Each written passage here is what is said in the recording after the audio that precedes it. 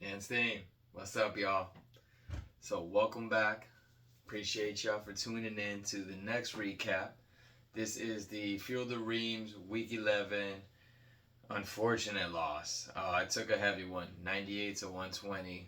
A little bit of a spank sesh. Wasn't pretty on your boy. Definitely made some wrong decisions. Scary Terry, the only thing that was scaring him is. Or the only thing that he was scaring is me every time I went to go look at my lineup. Um, Yeah, man. So let's just start it off from the get. You guys can see I ended up going with Russ right now. Kyler's on a bye. Russ has been unstoppable. He's literally been looking like prime Russ. So the week I decide to play him, he has a horrible game.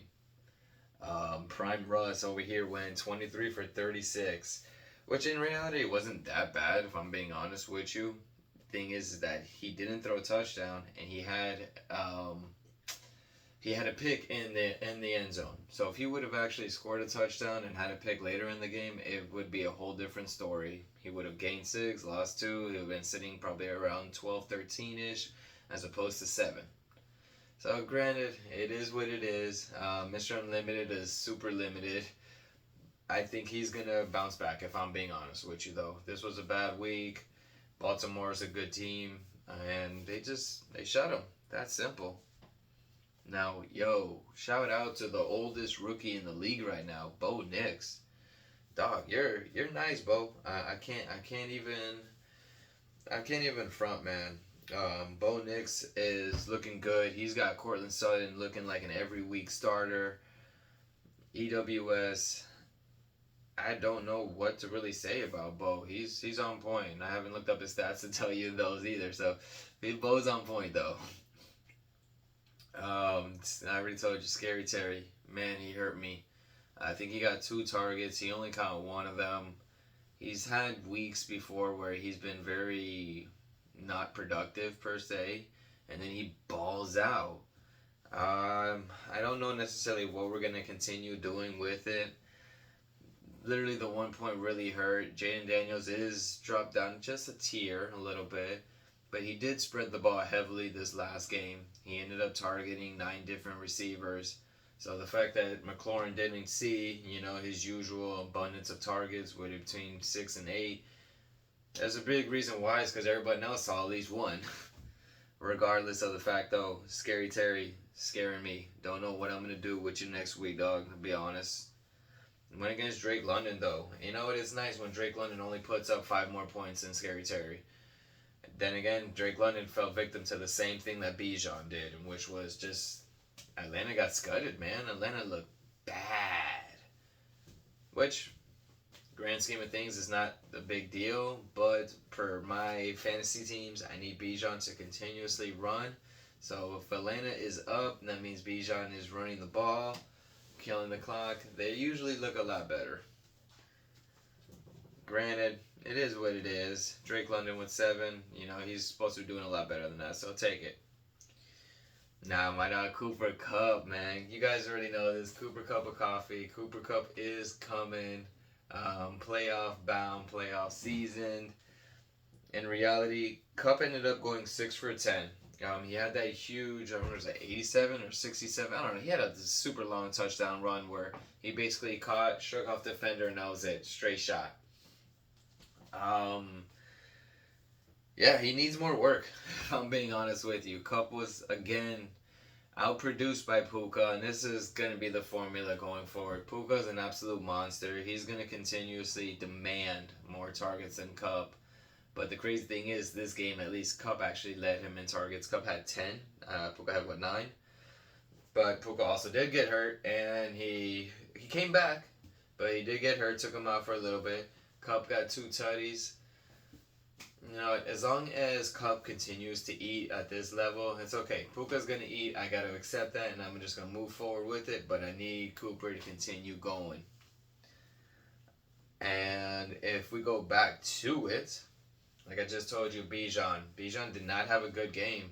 12 rushes for only 35 yards. That's not that good at all. But granted, he did go 4 for 4 on his passing, but only for 28 yards. It was a rough outing for Atlanta. I don't hold this to Bijan. He will definitely bounce back. He's an absolute monster. Give him some time. By that I mean like next week, you'll be fine. Now work is volume. Work is volume. Volume is king. Workhorses are who you want in fantasy leagues. And Ramondre Stevenson is a workhorse. He is a volume master. Does he do much with it? Sometimes, absolutely not. There are other times where he kills it. Majority of the time, he doesn't do much with it. Ramondre gave me a whole 10.90. Woo! Not too thrilled about that one simply because of the fact that he could have done so much more. He had 20 carries, which is wild. And he went for 73 yards, which is wild. Lord of mercy. Hands team, I did the math. That's 3.6 yards a carry. I expect better than that, man. Come on. I know the O-line is trash. I know they don't have any receivers or a quarterback or a halfback or a defense. You know what? Maybe Ramondre isn't doing that bad. Maybe I'm just overboosting him a little bit.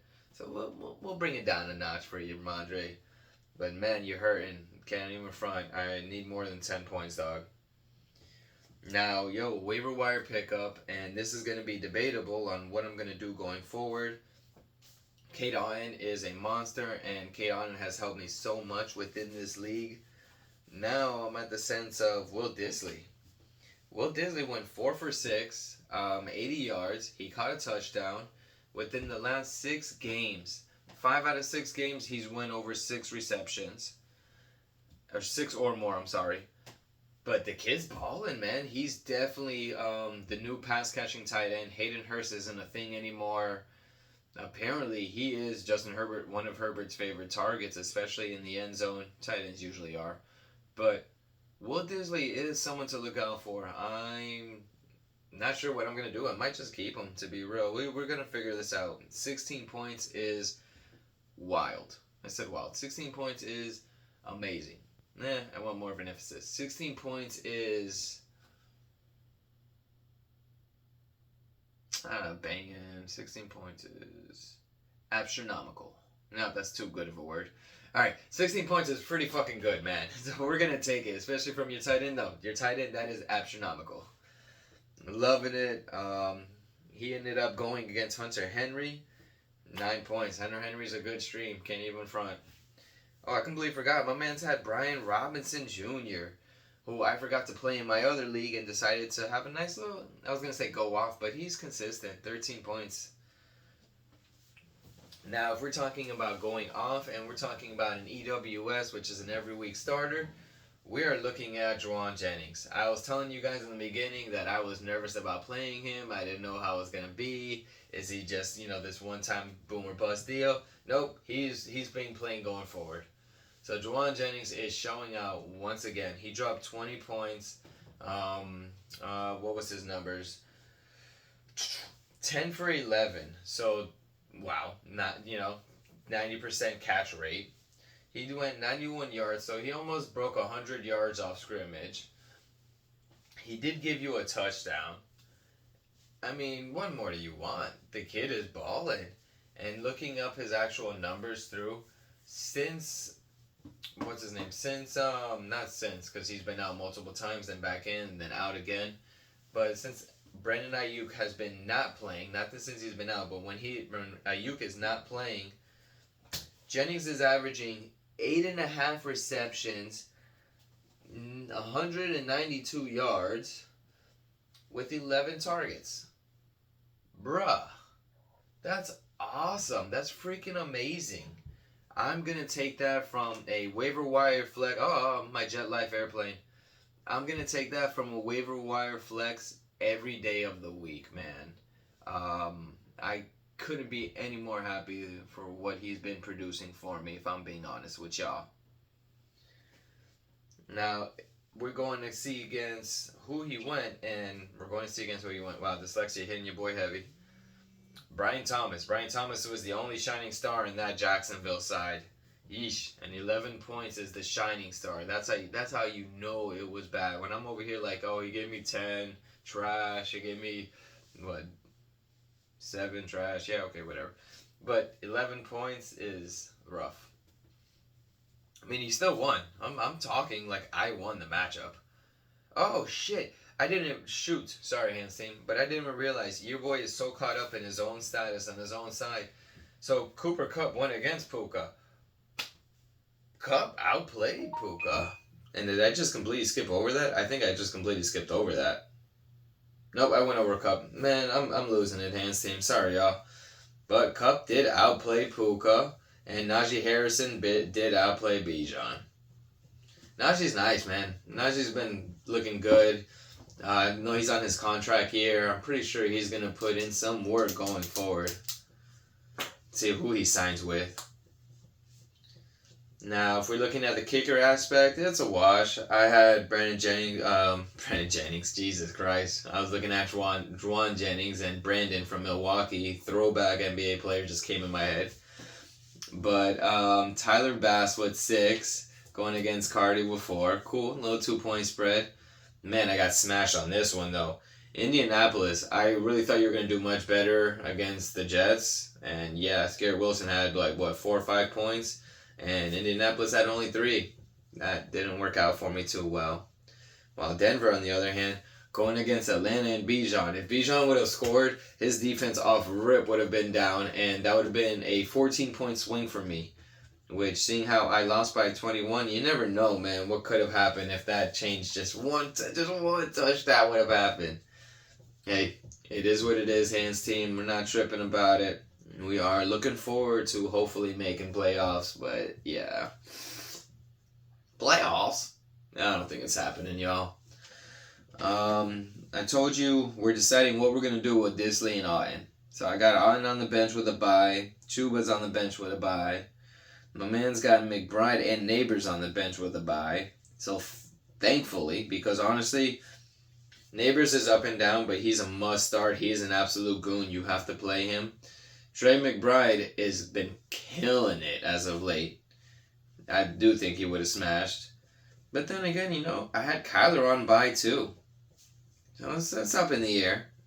He had Stroud with 11 and Jalen Warren with 8, while I had Cooper with 5. Let's see. Cooper could have replaced nobody or Terry McLaurin, giving me at least 7 more points. 5 more points. And he could have played Jalen Warren over... Could have put Brian Thomas in Drake London's spot and then played Warren in Thomas's spot. And he would have averaged 2 more. Or no, 1 more point. So I guess all of that really isn't even worth it. But regardless, Hans team, that was the Field of Reams matchup. Like I said, your boy is real tough when it comes to the playoff aspect in this one. I don't think I'm going to be making it, if I'm being honest with y'all. Your boy right now is sitting in 10th spot, 4 and 7. I've got 8 through 12 right now are 4 and 7. 5 through 7 are 5 and 6. So we just got to try and reach that 5 spot, that 6 spot. If I can slide somewhere into those 2, then I'll be good. It's tough. Hanston, we're going to play this out. We're going to see how it goes. Let's get these dubs. Good luck to y'all. Appreciate y'all tuning in, man. All right, Hans team. I'm out, baby.